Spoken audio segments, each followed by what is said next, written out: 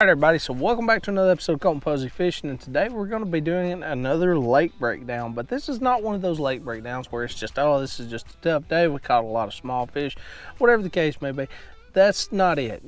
This is going to be one of those where start out, hadn't been to the lake in several days, nothing really going on, and then I decided to jump over to the lake, or this specific lake, which is Lewis Smith Lake, and figure them out pretty quickly within, I guess, an hour and a half, something like that. And I'm going to walk you through everything that I did. So stay tuned, this is something you don't want to miss.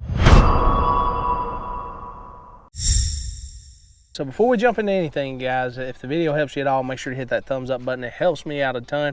Also, subscribe. I got you covered when it comes to anything bass fishing. Comment down below if you have any questions or anything you want to add. I love talking fishing with you guys. All right, guys, so what we're going to be talking about today is kind of what went on.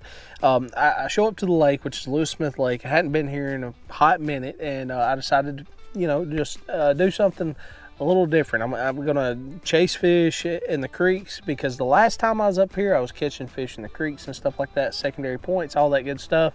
So that's what I do, and nothing.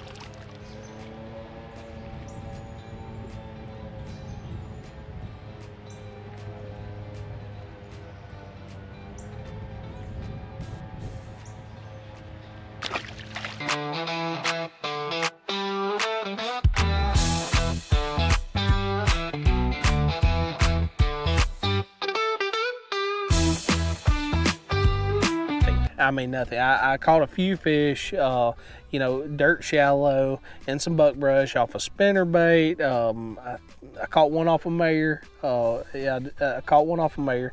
But either way, it was just a grueling process. Nothing really going on. May sound familiar. So I make a last minute adjustment, and I run about 30 minutes up the lake to a little area, and I'm fishing a bridge.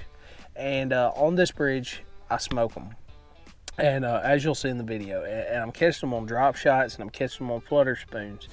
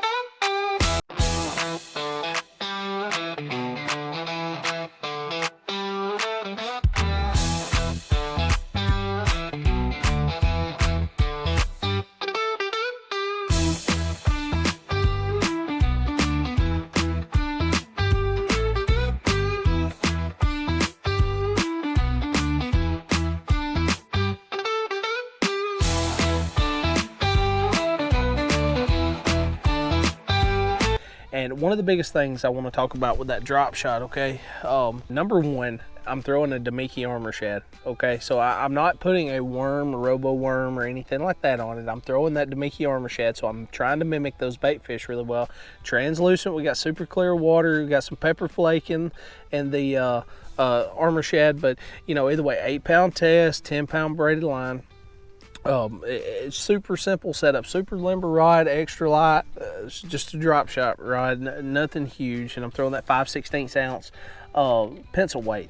And basically what I'm doing is when I throw this bait out there, okay, especially if they're not under the boat, okay, if they're out on the bridge column, I'm throwing that bait out there and I'm tight lining it back, and as I'm tight lining it, I'm shaking that bait, okay? I'm just shaking it, and what it's doing right now is what it's doing in the water, but it's standing straight out, and it kind of looks like you've got a jig head minnow on that people are, you know, crazy about throwing. But instead, I'm throwing it on a drop shot. But I'll tight line that bait back to the boat, and 99% of the time they're going to hit it somewhere between that pillar, and they're going to hit it between the boat, or either they're going to hit it pretty much as soon as it hits the water. I mean, they were hitting it so hard today they were knocking the weight off the bottom, and I double loop my knot and everything else when it comes to keeping my weight on there. But you know, they're just super aggressive. Now on the other hand, if they get under the boat, I'm going to drop that bait right below the boat, and I'm just going to let it sit stale. I'm not going to do anything. I'm not going to shake it. I'm just going to let it sit stale. And once it sits there for a few minutes, if I don't get bit, then I'm going to start shaking it a little bit, and then I'm going to let it sit stale again, okay? It's a super finessey, subtle way to treat a drop shot where you can get a lot of bites, okay? You don't have to shake your rod much to get some action out of that bait, so don't be shaking it really, really hard. It'll be like a crackhead in the water or something like that. But, you know, either way, you just kind of want to slightly move your rod tip, and it'll create some action with that bait. Now, the other technique that I was using is a flutter spoon, and this is one of my favorite techniques by far in bass fishing. So what I'm doing with the flutter spoon, this is one of the Strike King flutter spoons, but either way, that's about the only flutter spoon that I use. But I'm going to throw the Strike King flutter spoon, and basically what I'm doing with this is I'm seeing those wolf packs of fish, okay? They're cruising up, they're backing back out in the shade line, and they'll suspend. They may move down, go to another bridge pillar, they'll move in, they'll kind of do a little figure eight, and then they'll move right back out. And what I'm doing is I'm kind of waiting, I'm trying to time those fish as they start moving towards the pillar, okay? I'm not really throwing at them as they move out and suspend.